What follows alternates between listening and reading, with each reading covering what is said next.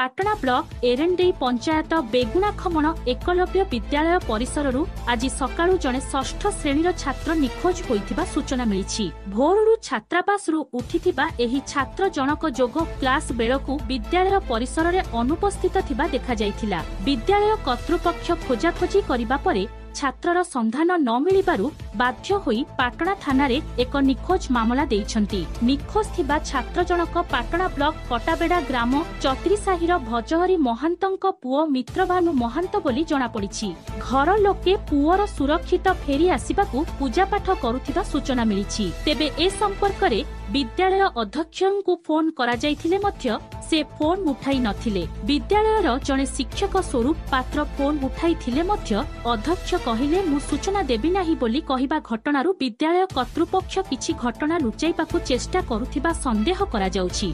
केन्दुझररू Dasharath बारिकଙ୍କ report, Shrikshetra news.